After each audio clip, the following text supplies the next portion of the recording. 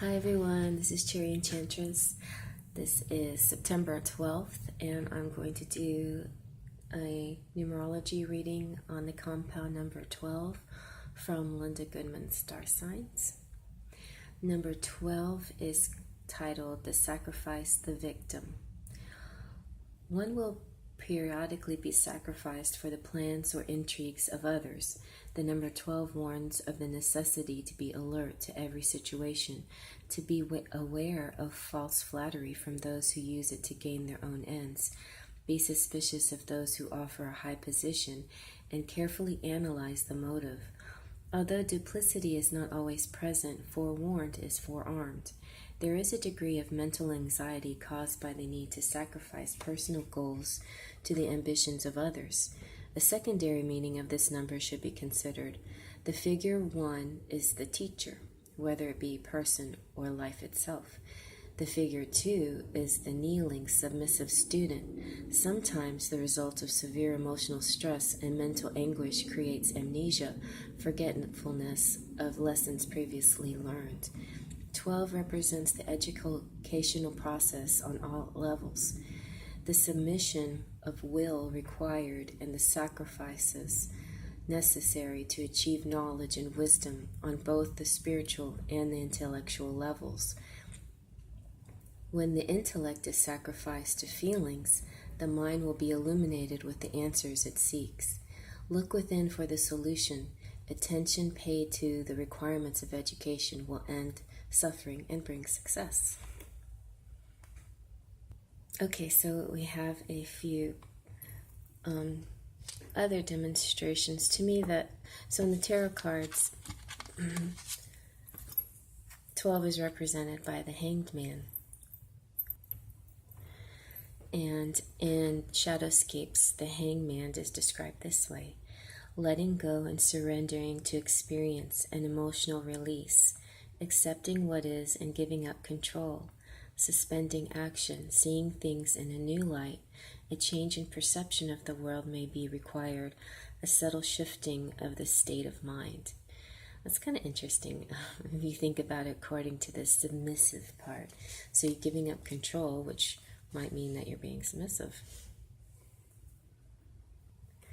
And here we have the Green Man, which in my Enchanted Oracle cards means making a sacrifice. So I think this might be very similar to what we're looking for, but let's read and find out. So often, magical workings in Oracle message are about claiming your power, controlling your own life, and seeking what you want. But what kind of magic and power can be found in sacrifice?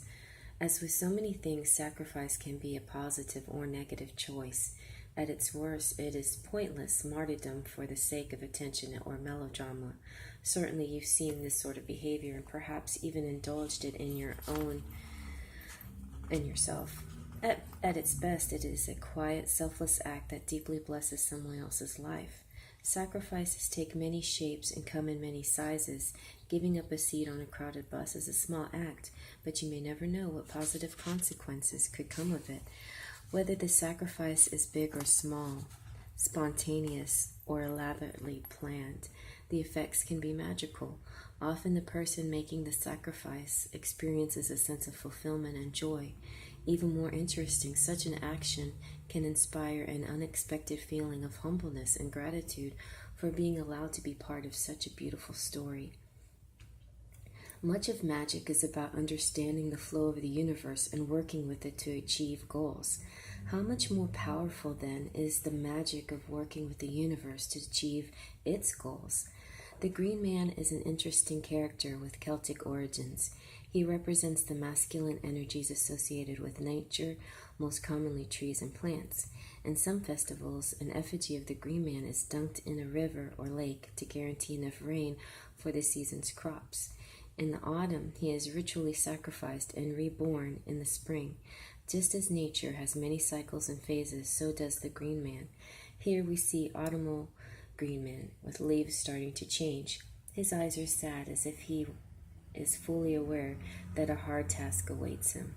The time is nearing for him to make the ultimate sacrifice, to give his life. In an act that seems so vulnerable, so passive, he creates the most powerful magic. He provides the promise and spark for new life. And when this is in your reading, in your cards, you're being asked to make a sacrifice. You need to give up something.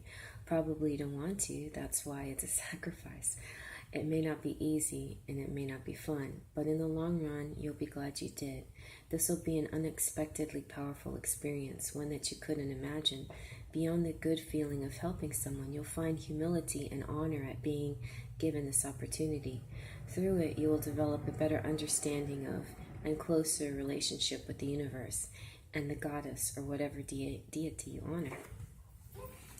So, don't do something like that just to be a martyr, just to make a name for yourself. You need to make sacrifices to show, that you care as an act of, in sense, an act of giving is the sacrifice. So it's interesting that that this number 12 is submissiveness. It's the sacrifice, the victim. And it talks about a submissive student kneeling.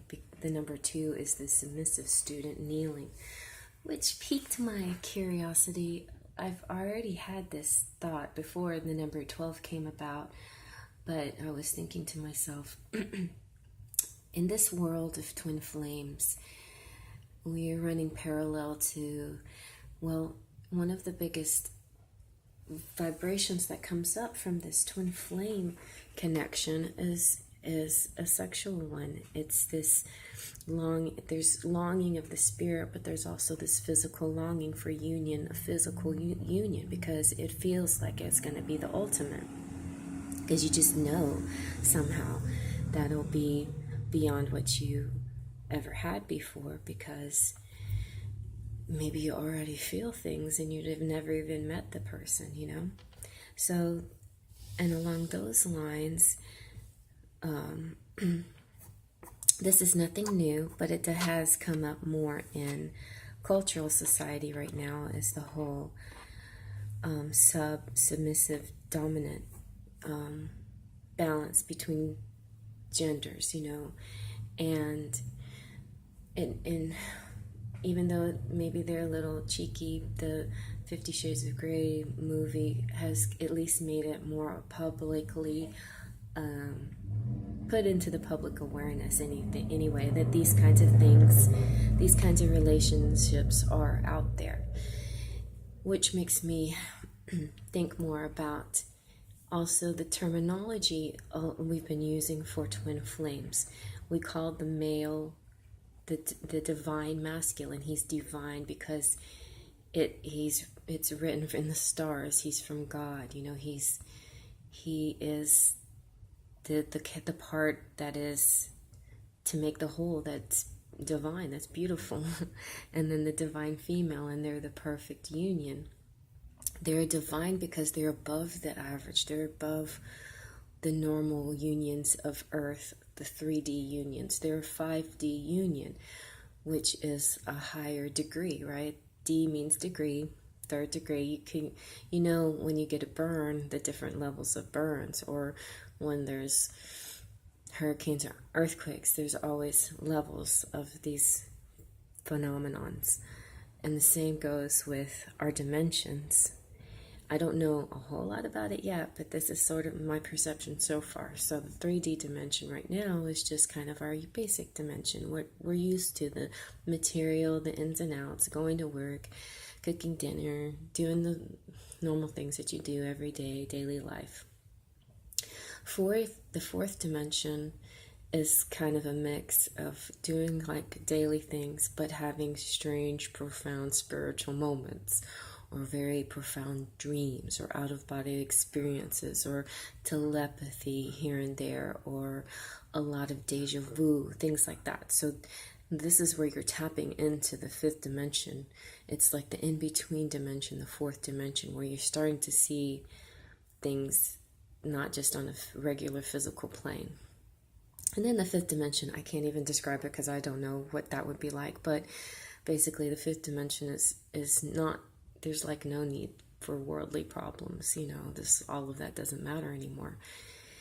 So, in our quest for twin flame and bringing the collective to a higher consciousness and ascension and awakening and all of that, where does this kind of submissive, dominant relationship fit into that?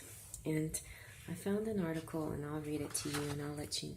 So this is from the New Divine Humanity, and it's about sacred union, dominant or submissive. The New Divine Humanity, and it was written 6 years ago, so maybe opinions about all of this has changed since then, but it sounds pretty interesting.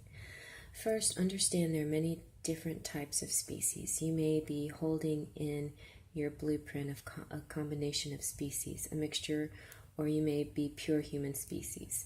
I'm part fairy, by the way. Know that all species are source. We all originate as source frequency.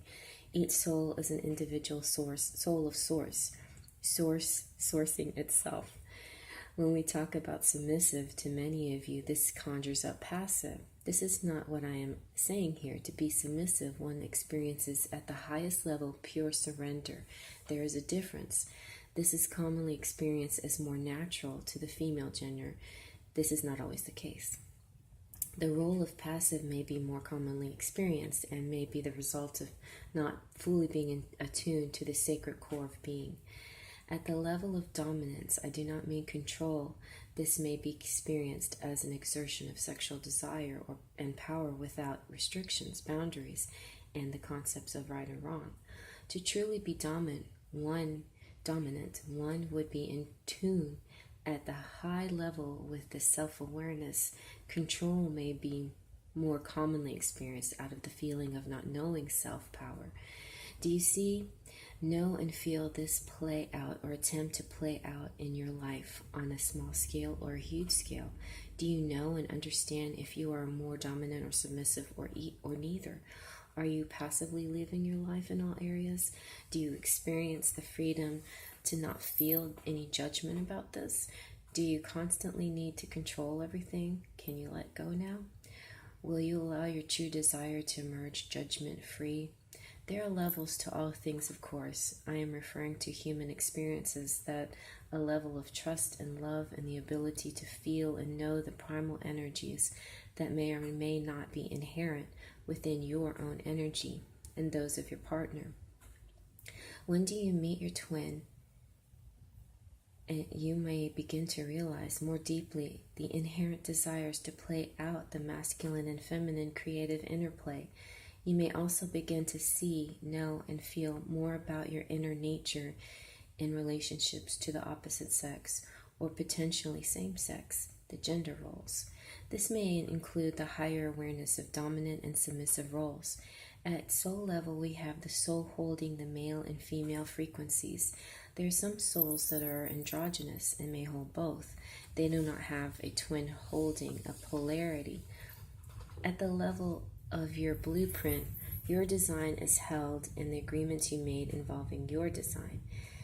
To make myself clear, I am not suggesting, if this is not familiar to you, to go out and immediately find out.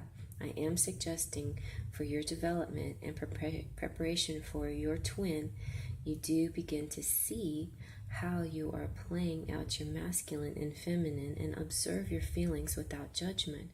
Be more present with your current partner and see what comes up naturally, your responses, feelings, and judgments. If you do not have a partner, watch your natural responses during the day. Let go of judgment and the need to figure things out. Understand you. Love yourself. Do not judge yourself or others. Move into your center and be present and begin to know yourself within as at soul level. Do not judge your desires. All yourself to be present and see what is for you. As you become true to you, all you wish within your heart will be drawn to you at soul level. Staying in harmony is paramount for this transition of full acceptance and love at soul level. Listen to my so they're saying listen to my meditations at the New Divine Humanity. Move into your heart space as often as possible during the day. Commit today to you, your transition, your becoming you now. I love you all, and I am here to help as you transition to the 5th dimension frequency. Loving yourself, staying centered in your heart, assessing your original blueprint, letting go of the old programming, and upgrading your DNA to source frequency is paramount in your transition to the 5th dimension frequency. Love yourself now. Be love. Okay. Thank you for telling me to love myself. So basically, so it's interesting. I like that. What I get out of it is not to judge ourselves, because what happens on a soul level is not ego at all. When we're judging and analyzing stuff, we're on our ego level, on the 3rd dimension ego level. When you're saying, that's stupid, or why is that, or you're weird, or well, you're a freak, calling names, that's pure 3rd dimension ego stuff, and that has no place in a divine connection, right? So if we're moving upward into a higher dimension and ascending and becoming better people, even if we're just plain becoming better people in our 3rd dimension, one step definitely will be to stop judging, be open. Everybody's got their own experience